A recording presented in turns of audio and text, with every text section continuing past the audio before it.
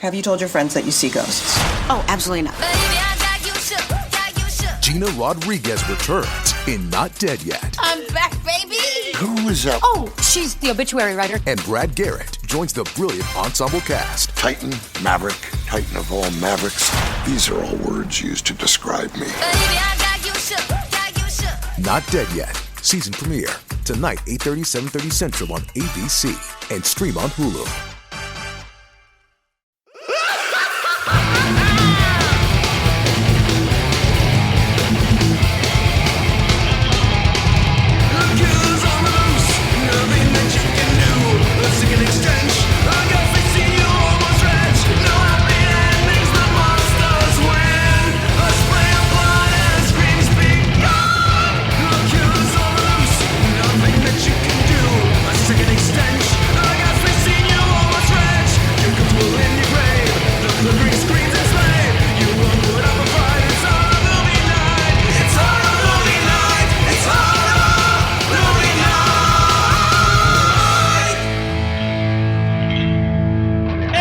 Jabronis, welcome to Horror Movie Night, Jim. We got a couple rules around here. Number 1, sun's out, guns out, and if it's lit, we better see tit. Number 2, all female employees must have the label folds visible at all times. Number 3, feel free to pick up female Jim Patreons and bench press them because women are objects, am I right? Rule number 4, the tape measures are in the change room for free use. Please use them to measure and establish your dominance. And rule 5, if anyone's late with their gym fees, they have to do a keg scan with some breast milk. If you have any dietary questions, please hit up our dietitian, Scott. And if you ladies need a massage, you can hit up our masseuse, Adam. Now, I'll be in my office doing blow and listening to Patty Smythe, so if anybody needs me, enjoy your stay here at Horror Movie Night. Guys, I'm not going to be able to record this episode because I'm going to be too late. Shooting at the walls of heartache, bang, bang, I am the warrior. Not that Patti Smith is in this movie, but man, the fucking 80s music got me all jazzed over here. So we're talking about, two movies, theoretically. We're talking about Killer Workout, and we're also talking about Aerobicide. This was picked by Scott. You're damn fucking right it was picked by me. And before you tell us why you picked this, I just have to say, so every time that I watch these movies, I make sure to write down what year the movie came out for like the end of the episode. And my jaw hit the ground when I saw that this was 87 because this shit looks like it was shot in like 1981. Oh yeah, it's super low budget. It looks like a 1977 movie, but with all the music from the 80s. And I mean all the music from the 80s. Somehow they collapsed all the music in and put it all in one movie. So I've got a couple notes that I'm proud of, so let's get into this. Scott, why did you pick this movie? Oh man, do I even need to explain why I picked this movie? I've been wanting to discuss this movie on the podcast for quite some time. Just as an excuse to rewatch it because this movie is just the pinnacle of 80s trash horror. It is so absurd. It's one of those, I think we talked about this a little bit when we discussed Invisible Maniac as well, but this is like one of those, if you could tell me the perfect so bad it's good horror movie that people still don't know about, Killer Workout's pretty high on that list because it would be in my top 5 for sure. Yeah, it's awful, but it's so much fun, and it's only like made better by the more people you're watching it with. Oh yeah. So let me give you a little synopsis of this film. All right. First of all, we got Rhonda, right? Rhonda, before we meet Rhonda, we got this chick. You don't get to see her face, right? She looks like she's probably a dime. I don't know. I'd have to see her at the club, right? I'd give her an 8, and at least an 8, a hard 8. Yeah, hard 8 inches. I see what you're saying. Yeah. High five, bro. Yeah. You know I take her right back to my mom's basement.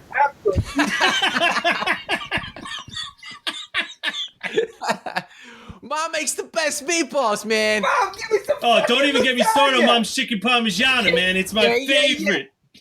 She you puts got the marinara sauce yeah, on she it. puts that extra marinara sauce. She puts it on the pressure cooker. It's fucking delicious. fuck. It's it's the best. Mom's the best. Man, if I could marry my mom, I fucking would. But I gotta go out with these girls. These girls, they think they're gonna be in movies. They go to the gym. I go to the gym. They don't look anything like me. Anyway, this chick. If anyone this is chick still listening to supposed- this, I would be shocked. This is the most obnoxious fucking thing we've ever done.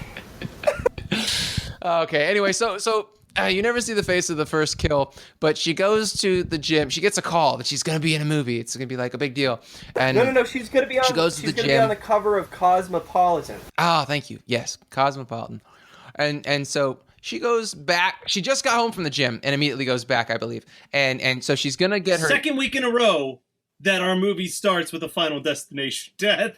Yeah. Actually, I have a note. I'm wondering, is this the first time that we have a sauna kill, or not a sauna kill, but like a Tanning bed. bad kill? Thank you. See, I'm as pale as the fucking fresh blown snow. Yeah, I mean, because Toxic Avenger had the first sauna kill, as far as I can recall. But this was, I believe, the first tanning bed death. Yeah. So she gets. I have to talk about the fact, or we have to talk about the fact that she's listening to her like voice messages, and this her girlfriend is calling and said, "I need to borrow your dress. I know my tits aren't as big as yours, but blah blah blah." No woman talks like that. Like, it just doesn't happen. They do in Duke's World. What? He said they do in Duke's World. Well, we're not allowed to go back to Duke's World, apparently, because you just chided us for doing awesome fucking Duke impressions. So we're just going to be boring horror movie night tonight. It's good, but not for 30 minutes. I don't even want to listen to that. I wasn't going to go for 30 minutes. Dude, you should know, I can't last that long. Oh, I was going to go for it for the long run, man. Oh, okay.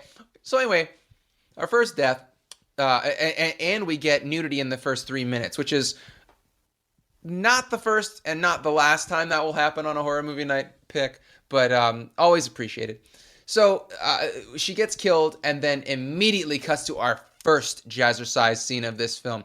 And I believe I took notes with timestamps.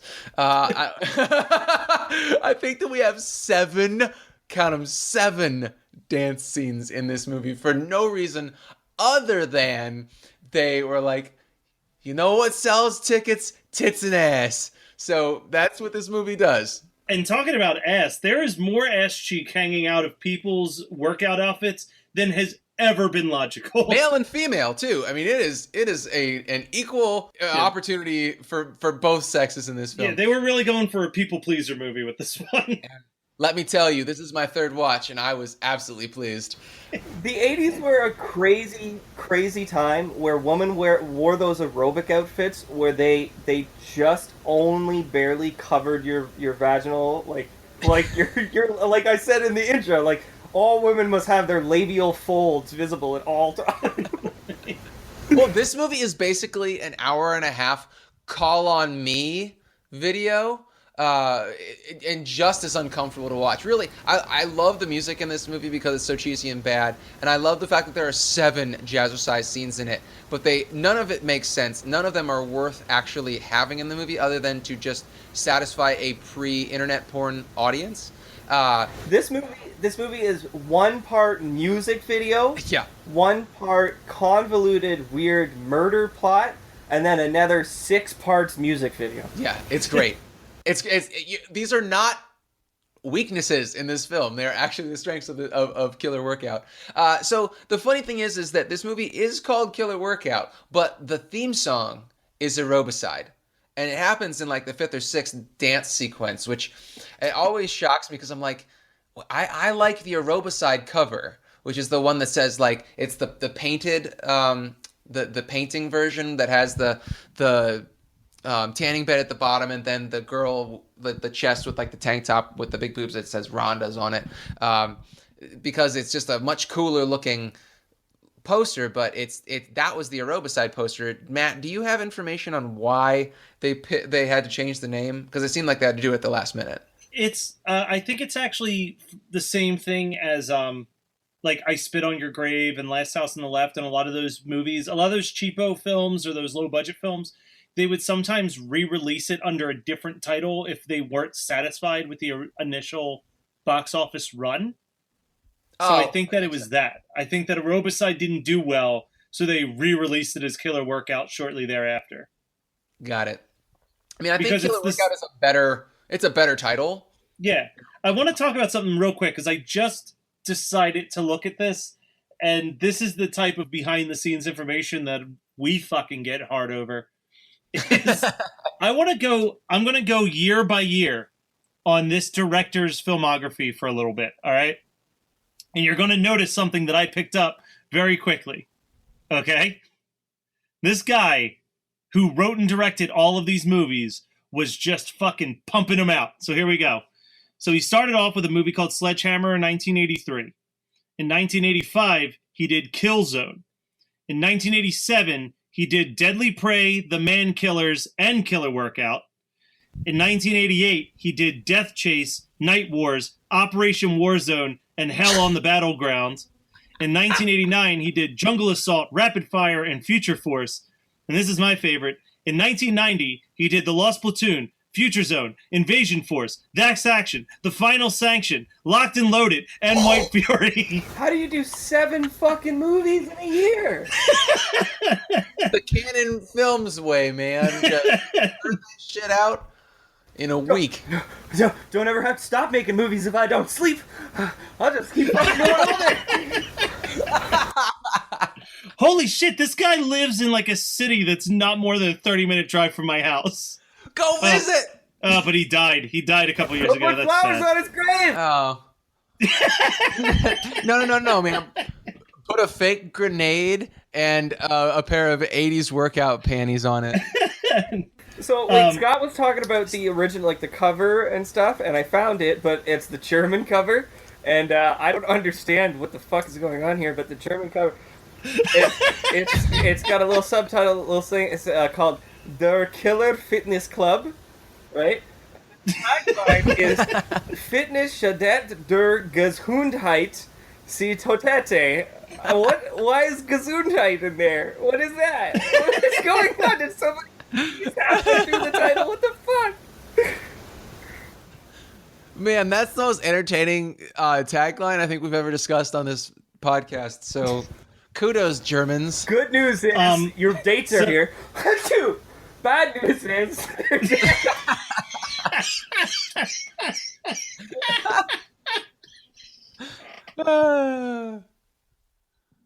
all right, so can we talk about the first dance scene here? Has arguably the best song in the film, and it has. Let me sing a few bars for you.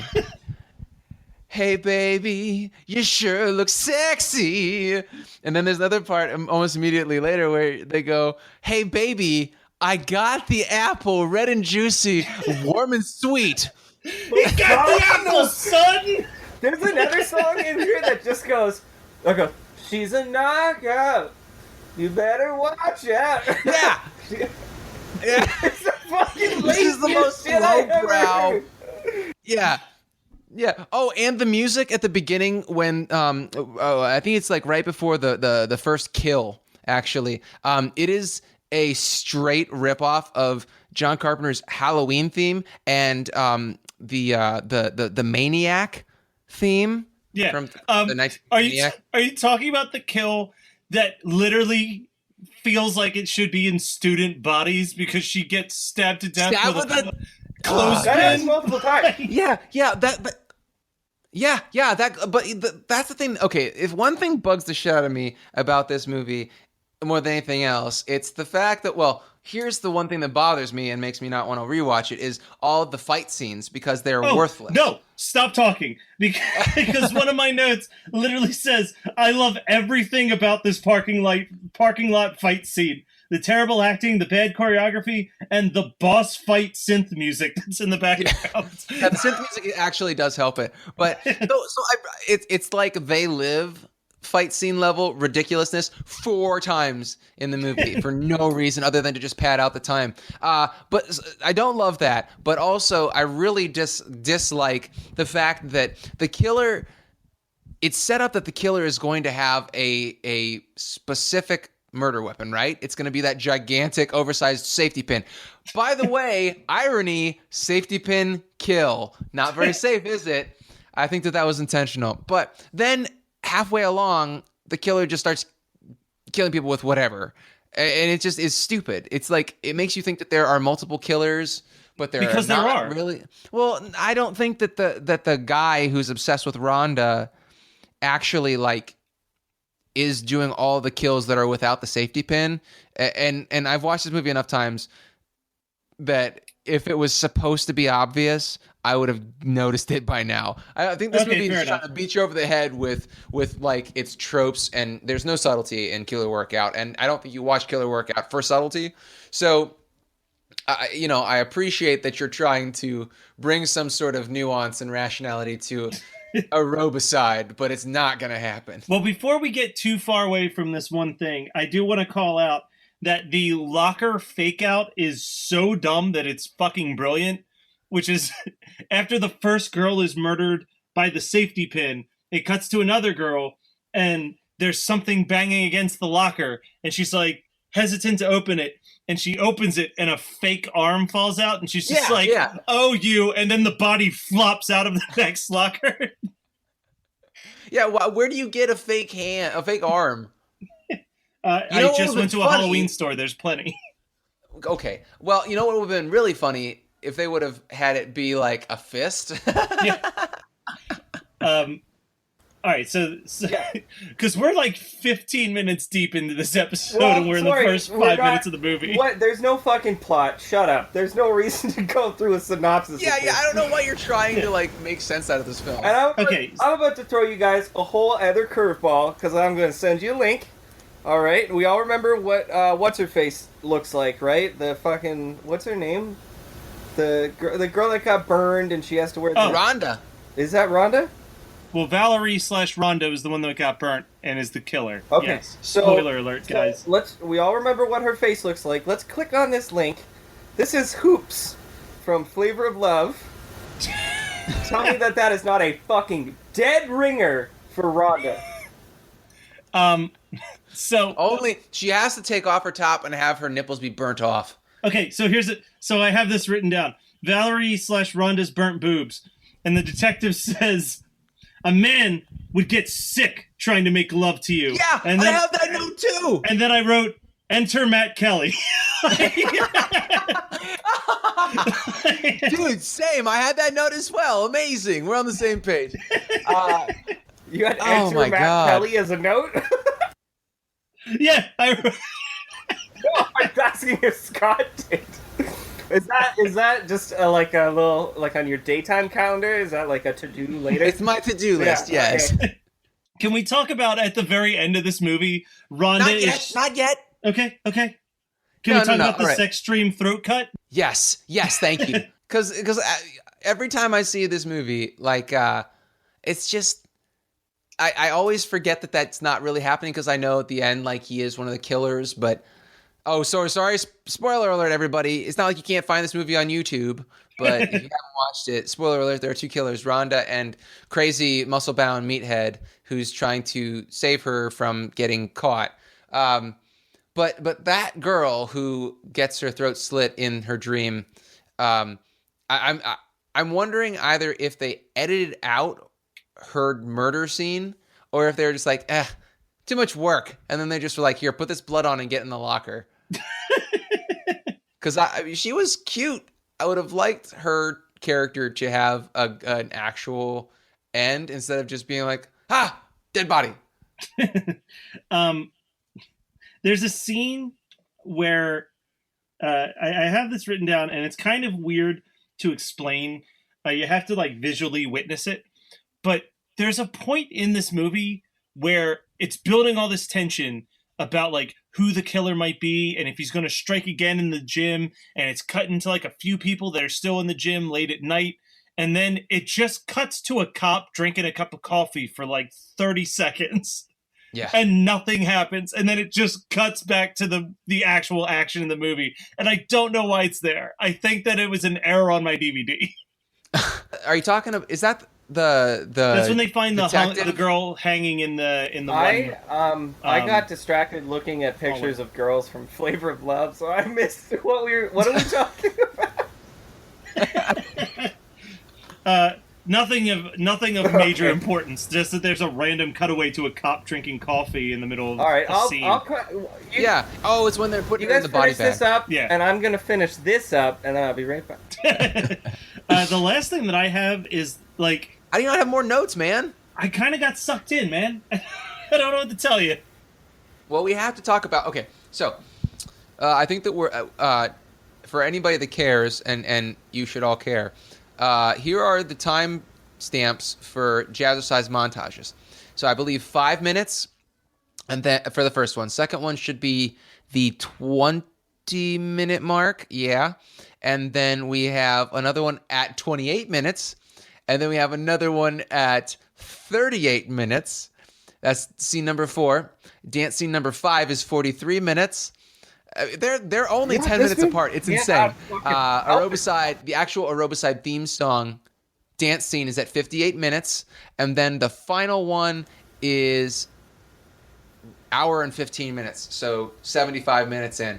Holy shit. And there are more butt shots in the final scene of this movie than the entire movie combined beforehand. It's basically like it should be killer workout dash glutes.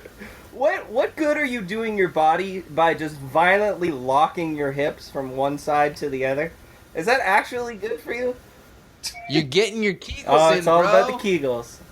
And release. I mean, it is at Rhonda's Hey, workout. everybody who's listening right now, try and give that butthole a good tighten and a good hold for about 30 seconds. It's harder than you think. I just like the idea that, like, 100 people just tightened their buttholes because I just said... The last note that I'm desperate to get in here, and I'm worried that it's not even going to be nearly as funny as I hope it would be. Did anyone else realize that Rhonda is straight up wearing MC Hammer's clothes in the final scene of this movie? What?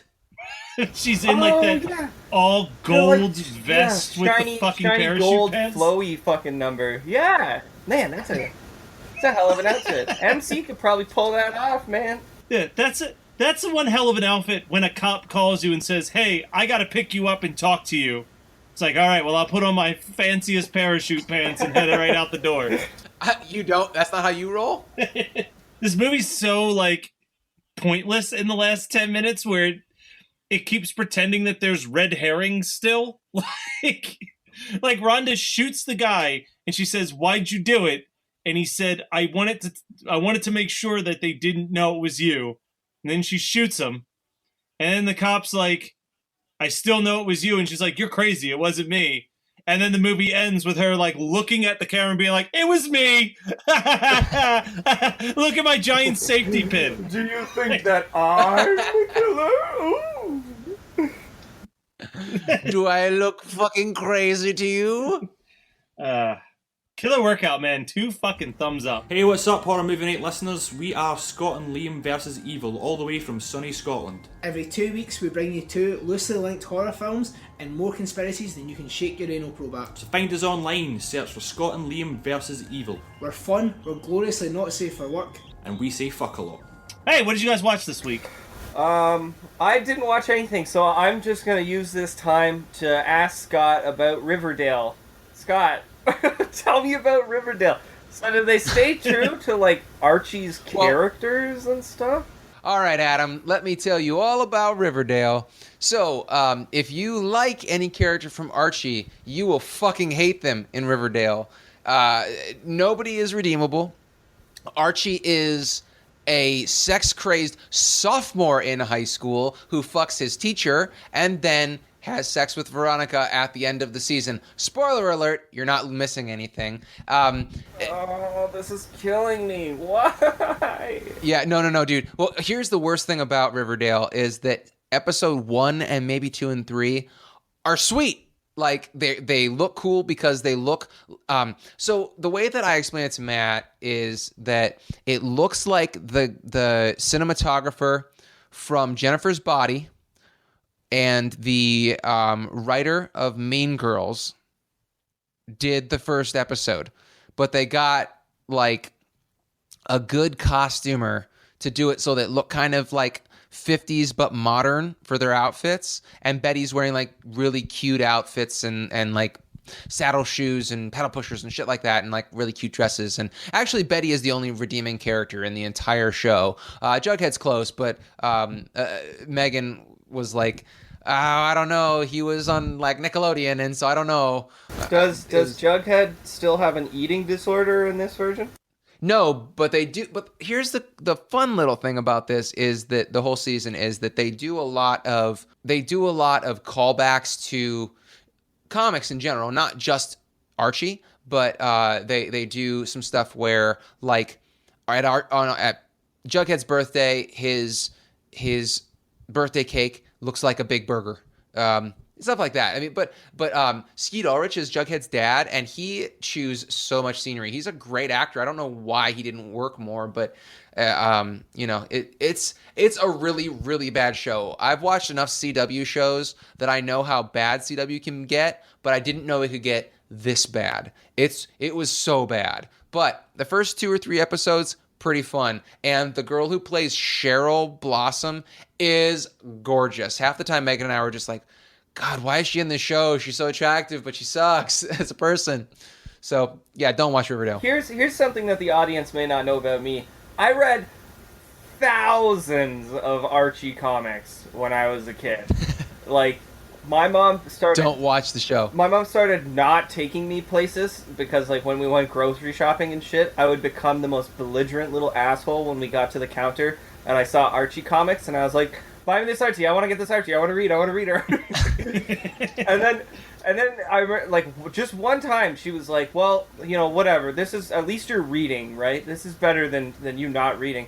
So then I would always flip that on her and use it as an excuse when we got to the counter. I'd be like, get more Archie comics. Like, at least I'm reading. I should get an Archie comic. Come on. So thousands. I read Archies where Archie went back in time. I read Archies where they were all superheroes and spies, like weird shit, Archies, and I want nothing to do with that goddamn Riverdale show. It's fucking blasphemy.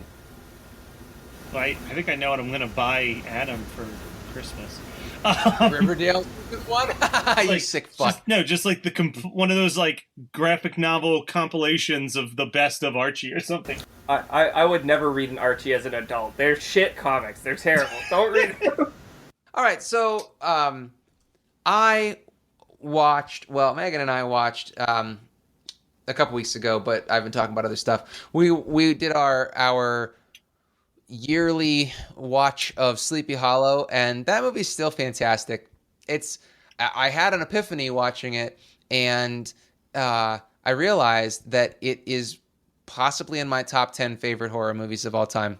It's just a great film. I mean, it's beautiful to look at. The costumes are fantastic. It's super gory. Like, the gore is really, really gory when it's gory. Yeah. Plus, it's like Johnny Depp is charming. Christina Ricci is cute as a peach. It's quotable. It was the first awesome. R-rated Tim Burton movie. It was the first R-rated Tim Burton movie. And if you ask me, it was really the last movie in what was like his, in my opinion, perfection streak. And then he did Planet of the Apes after that, and it's really never quite been the same from that point on. Hey, Adam, what do you think about Tim Burton's Planet of the Apes? Because I know you like that season. All right, monkeys, everybody calm down. I'm not here to get into any kind of, troublesome situation with you monkeys. All right, I'm just going to go. Is that your Marky Mark? I don't know. I'm doing a pretty bad job. I'm trying to do Mark Wahlberg in The Happening when he's running away from. He's talking to the potted plant, and he's like, "We're just here to get some supplies. We're not gonna hurt you." Did that really happen in that movie? And should we watch that movie? 100% happened in that movie. No. It 100% happened in that movie. No, we should not watch it. Okay, good. I've never watched it. I have no intention of doing so. The only thing that would stop me. Let me tell you the best part about The Happening, because we're never going to watch it. Let me tell you the best part. They realize that whatever's making everybody kill themselves is being spread by, the wind, and it's, airborne. So there's a scene where they run away from the breeze in a field, and it's like, oh, the wind's going this way, we gotta go that way. And they just run around a field from the breeze. I mean, that's what happens when your smartest man in the movie is played by Mark Wahlberg. Hey guys, I think I got an idea. Listen to me, we're gonna fucking run away from the wind, okay? You guys both are really shitty at doing your Mark Wahlberg impressions. Can't help it, I'm sorry. I tried my best. Maybe not. Maybe go fuck yourself. Alright, are you done there, Scotty boy? Oh, I'm so done. Okay, so I rewatched a movie last night that I have not seen in years. Years, I say. But again, in the $5 or in the $3 bin at Best Buy, figured why the fuck not. I rewatched Speed from 1995. And you know what? Fun. I had a good time watching Speed. I'm glad that I made that purchase. Movie is dumb as shit, but I had a blast watching it. And both of you guys have seen Speed before, I imagine, right? Of course. Yeah, it's the bus that couldn't slow down, yeah. Here's the thing that I forgot about with the movie Speed. The only reason that they survive that entire ordeal, if you recall, is that they get a loop of the security camera and then they run an interference with the hidden camera that Dennis Hopper has on the bus, so that it looks like they're standing perfectly still, and meanwhile they're secretly fucking sneaking people off the bus. Yeah. The only way that Dennis Hopper doesn't realize that they've done that is because at the exact moment that they do it, he's pissing in the toilet. Maybe they had a secret camera in Dennis Hopper's apartment. It cuts to the TV switching over, and you clearly hear the sound of someone finishing up their piss and flushing the toilet. And then Dennis Hopper sits down in the chair and looks at the TV. I was like, holy shit. There's a deleted scene where they do have a camera in Dennis Hopper's apartment. He goes, all right, cut to the bus cam. All right, kitchen cam. All right, let me get the toilet cam. Oh, there he is. He's on the toilet. Switch the camera. Yeah, that movie's pretty fun.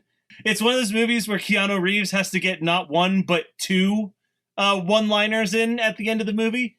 He decapitates Dennis Hopper, and he goes, "Now I'm taller than you." And then he goes down into the train, and Sandra Bullock's like, "What happened?" And he goes, "He lost his head." I'm like, man, he went for a 1-2 punch on the same thing, same premise.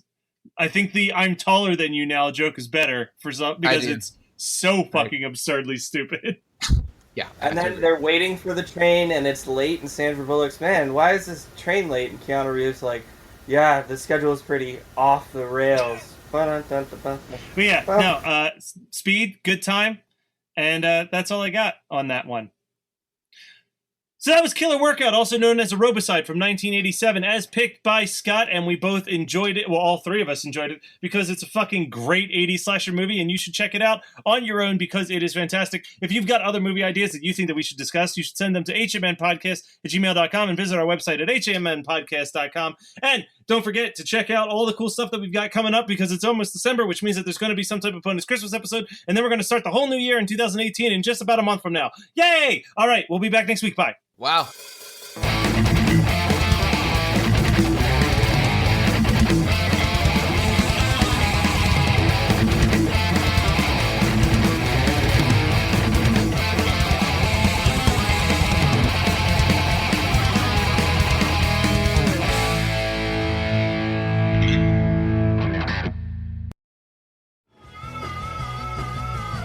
You're listening to the Geekscape Network.